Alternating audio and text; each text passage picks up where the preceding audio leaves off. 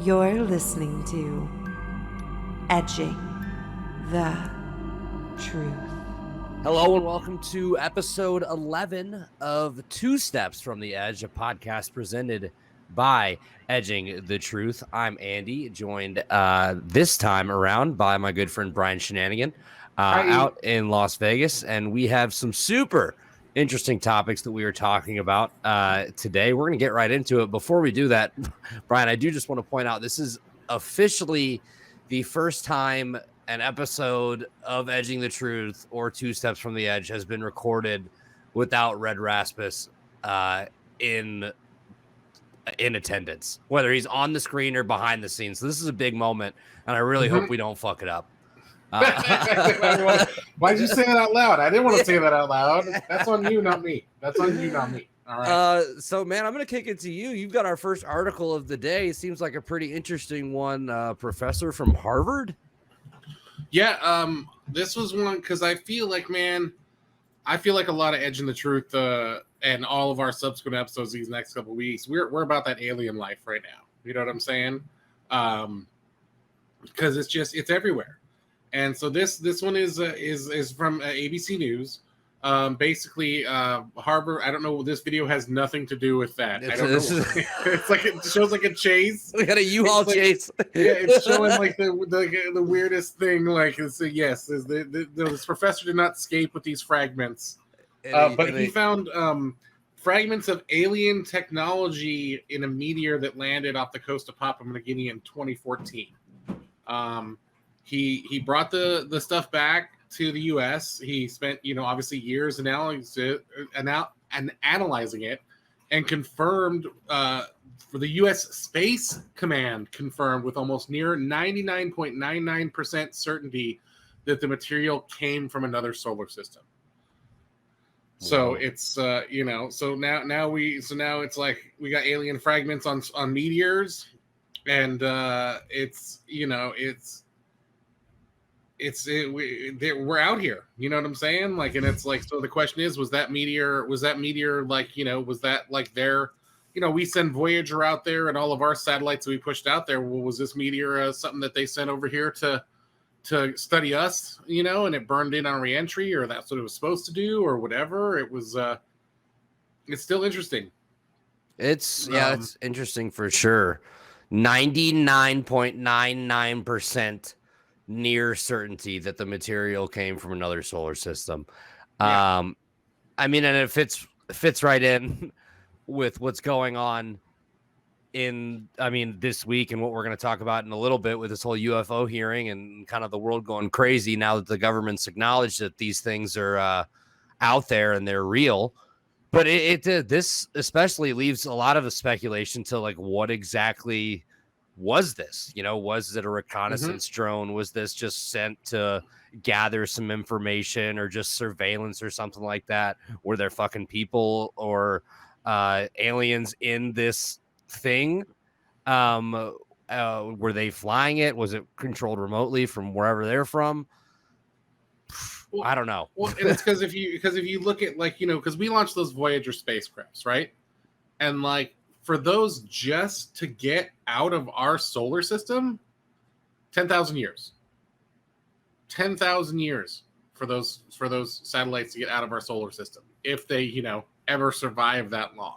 Mm-hmm. You know what I'm saying? So it's like, this came from somewhere else, somewhen else. That's the weird thing. This was something that could have been sent years ago. This is also something that could have been sent, and this was just where it ended up. Like, it completed its mission 5,000 years ago and is just space junk that just crashed here. There's just so many things, because we have a lot of space junk we shot out there that's just out there. We dump stuff on Mars, all that stuff. So it's just, but 99.9.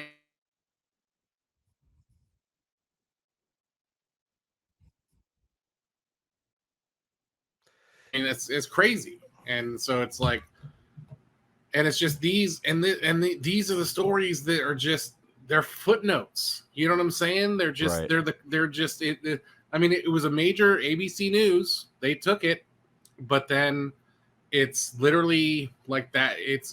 This is a one-day news story, and it's buried. You know what I'm saying? Right. Like, it's like if this was a newspaper, it'd be below the fold on 5 pages in, and no one would ever see it or care about it. And that's what so many of these stories are, because it's like, it's so funny that we all like acknowledge that aliens exist and all this stuff, and everybody's just like, yeah, but I still got bills, you know. Right. Like, it's like, yeah, but I still got to go to work, you know. It's like, we're especially from the pandemic, we're all at like, okay, well, whatever, I guess, you know. It's just add it to the list at this point of what else could possibly go wrong, or what else is a threat to us now. So I guess they found, so I was just reading this and it found it pretty interesting. It said, we found 10 spherules. I don't know if I'm saying that right. They're almost perfect spheres or metallic marbles. When you look at them through a microscope, they look very distinct from the background. They have colors of gold, blue, brown, and some of them resemble a miniature of the Earth. An analysis of the composition showed that the spherules are made of 84% iron, 8% silicone, 4% magnesium, and 2% titanium, plus trace elements. They are sub-millimeter in size. The crew found 50 of them in total. What the fuck could these be? Like, so I guess they're... And if you think about it, it's like, dude, like, I mean, we are getting into such a crazy place technology-wise. You know what I'm saying? Where, like, we're able to assign stuff its own kind of identity, and, like, you know, memory plastics and things like that. It's like, this stuff could just be straight smart metal. You know what I'm saying? Like, I mean, almost like Terminator 2 style, where it's like the metal has like a mind of its own, and the metal could have been smart enough to have a life and like to fulfill its purpose and all that stuff. Or on the flip side, it could just be metal. But still, what I'm saying is that, you know, it's like when this stuff comes from aliens, you know, it's not of this galaxy, they're uniform. There's 50 of them. They're distinct. They're all the same. It's, you know, it's like uniformity doesn't exist in nature like that. I totally see these as something that you, like, an alien or being or whatever it is like floating around in their hand, using it to control shit. Yeah. Or like it kind of almost reminds me of, you know, in the Black Panther, the beads she uses to control it, like the smart beads or whatever. Yes. I 100% was going to say the exact same thing. Fucking like like Okoye beads or whatever they were. It was like, yeah, where you throw them on a car and they can control it. It's like, yeah, I feel like it could be very much the same thing. It's coming, dude. And like I said, and even then, we're just assuming that because of our technology, it takes 10,000 years to get out of our galaxy. Other people's technology, maybe not so much. Yeah, right. You know, so maybe they're a lot quicker.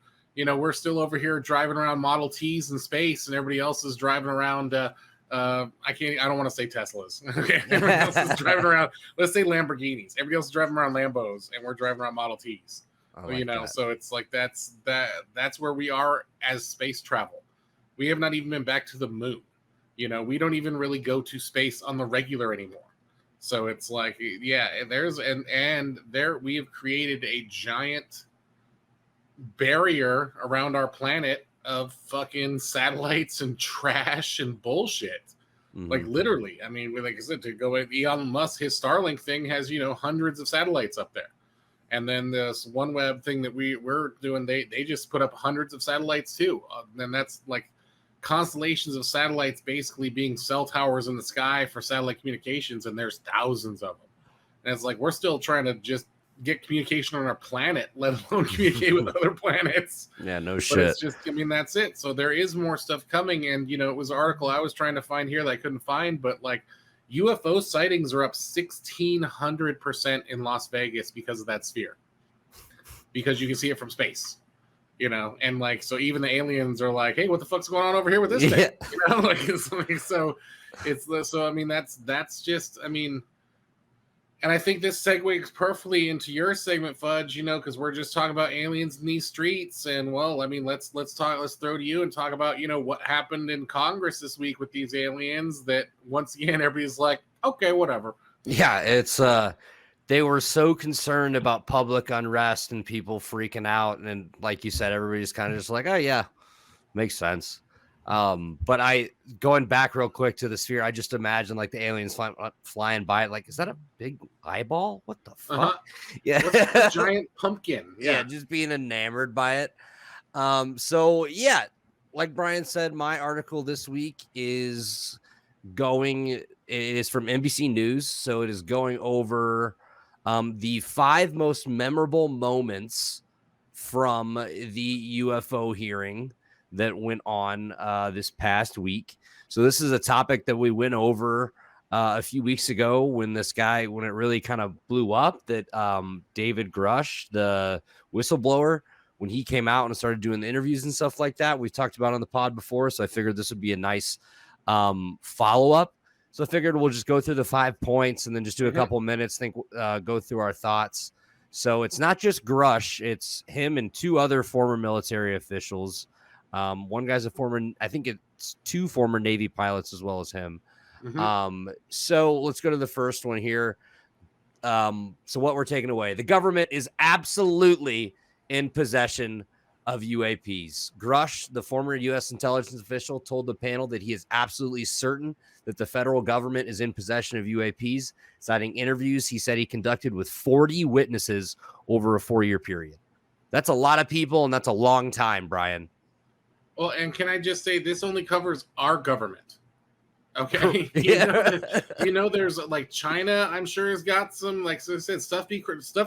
Aliens ain't just coming to the U.S., and like in the world's a big place. So that there are other people that have other countries that have stuff too. I mean, remember all those stuff we shot down that we haven't heard of in weeks? Chinese balloons and stuff in Alaska and in Canada.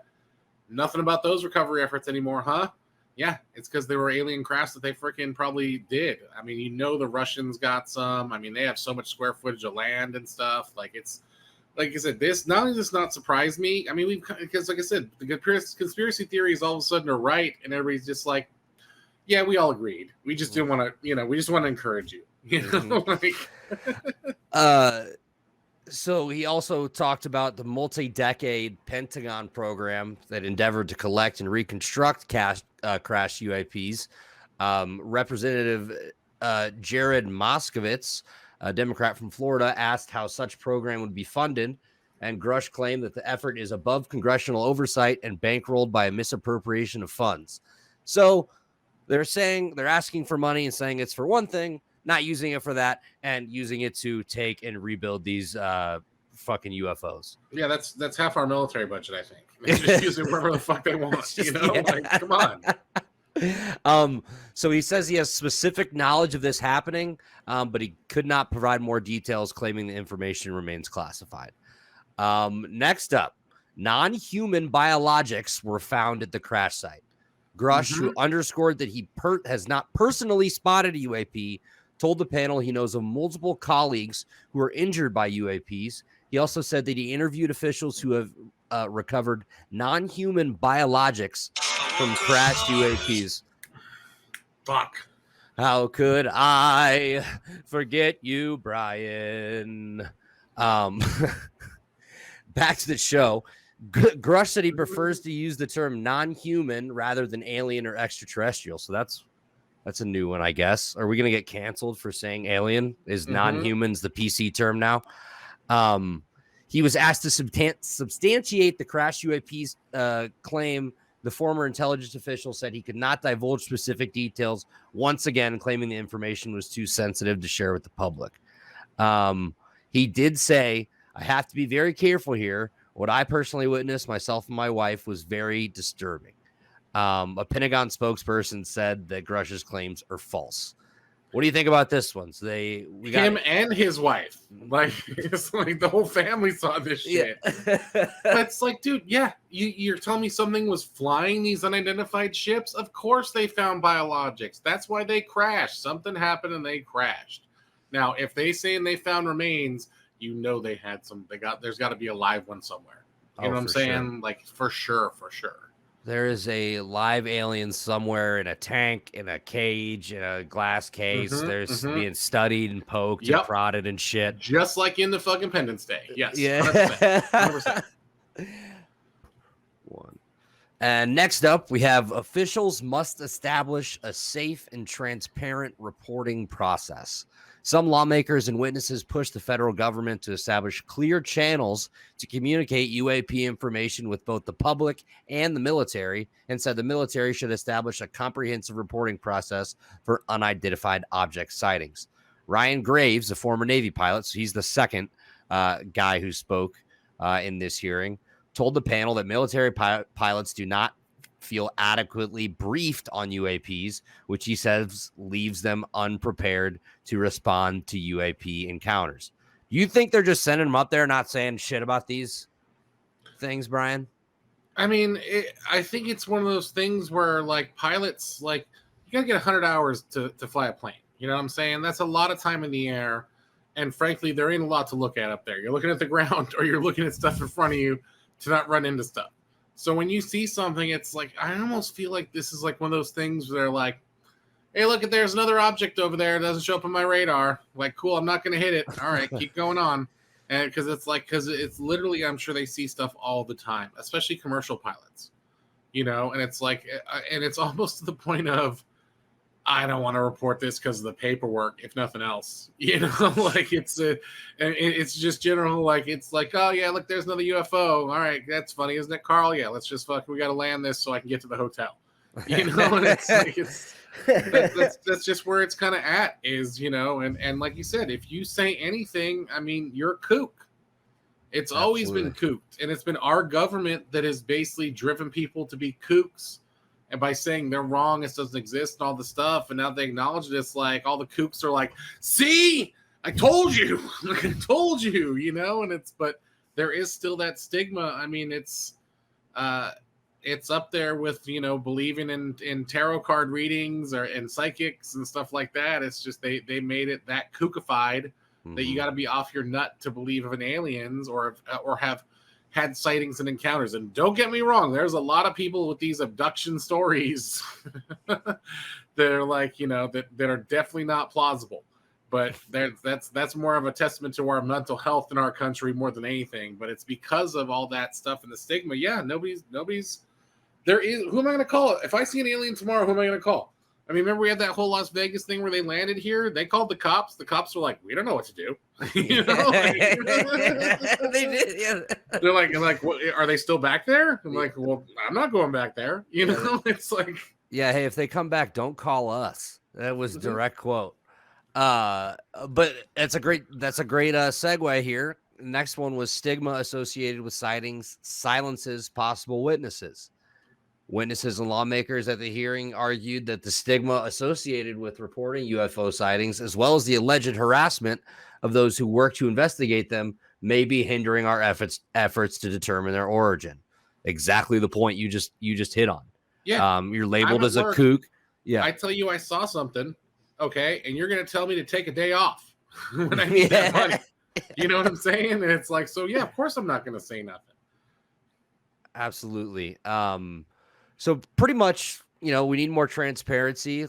Congress needs to know. By the way, Dr. Sean Kirkpatrick, the director of the Pentagon's All-Domain Anomaly Resolution Office, had previously told Congress that there is no credible evidence to extraterrestrial life. So that just adds on another layer here to me where it's like, all right, the director of this is saying there's no credible evidence. If I say something, what's going to happen to me? Just like when Grush, he left the government because he was being harassed so bad for doing this stuff. Next, and this is the last one, UFO spotted to UFO accelerate.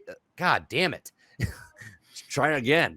UFO spotted accelerating to supersonic speed. So this was the last guy, David Fravor, a former Navy commander, said he and 3 fellow military pilots spotted a white tic-tac shaped object in 2004. It's just Brian's penis.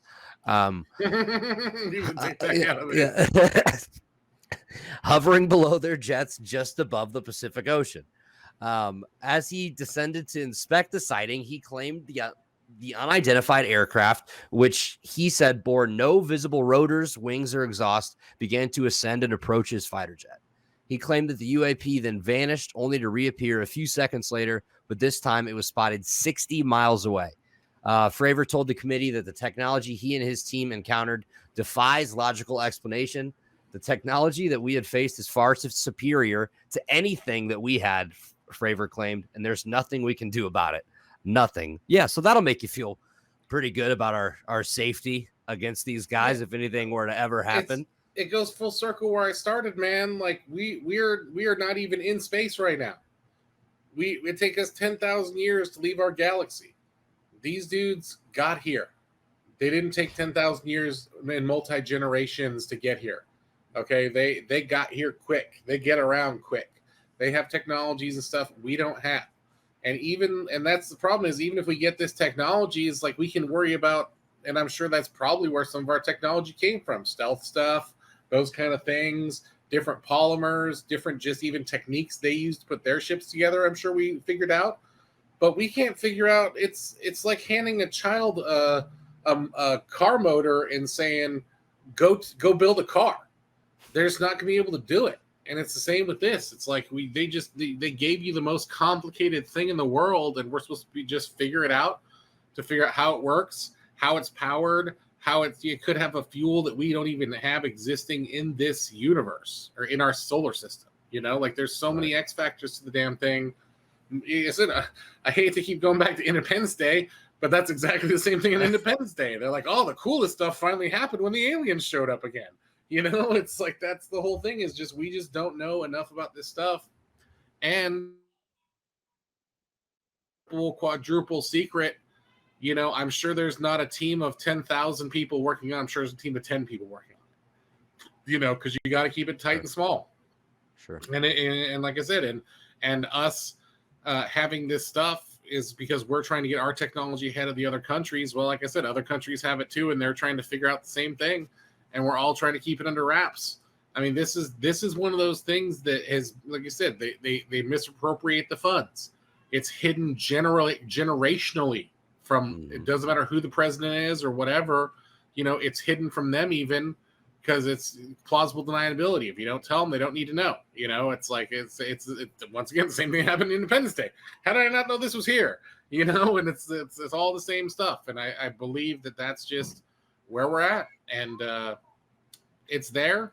And I also feel like that, you know, we have been seeing more and more alien stuff in these last couple years that are kind of peppering us enough and softening us up to, like, even this thing is to see how people react to it. And we're all like, wow, yeah, we knew aliens existed, and then we move on with our day. And so, I mean, so if aliens showed up tomorrow, we'd all be like, cool. You know, like, when's that next episode of The Mandalorian coming out? You know, It's like that's you know, because we're so caught up in our own micro lives, especially after COVID.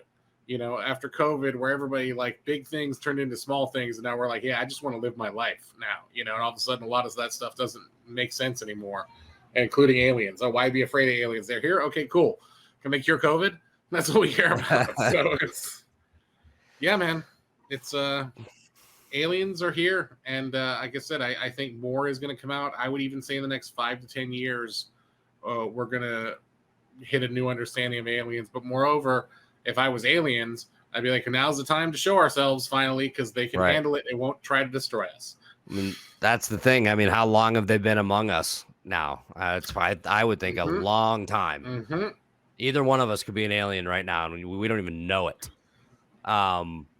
But I think that's enough 2 steps for today. This has been a great episode. We thank you guys, as always, for tuning in. Episode 11 and 2 Steps from the Edge. If you like this, check out more of our stuff. We're edgingthetruth.com for all of your Edging the Truth needs. YouTube.com/edgingthetruth for all of our episodes, videos, clips, stuff like that. Like, subscribe, comment on this video. Tell us what you think about the UFO hearings and aliens. Tell us what you want to hear us talk about next. Tell us what you like, what you dislike. Call our voicemail line. I think I do have it here. One second. Is it loaded up? No. Red, put this up in post. Put it up in post, Red. I don't even remember what the fucking voicemail is. It's we'll move past it. Edgingthetruth.com. Follow us on Twitter, Instagram, TikTok, at Edging the Truth. For Brian, I'm Fudge. We are getting out of here. Thank you, as always. Red, we made it through the recording. Brian had to take a shit, so you have to cut that out. But other than that, just smooth sailing. Smooth sailing. Thank you all for being here. You have a great rest of your day. Visit edgingthetruth.com for more information and links to all our social media and podcast directories.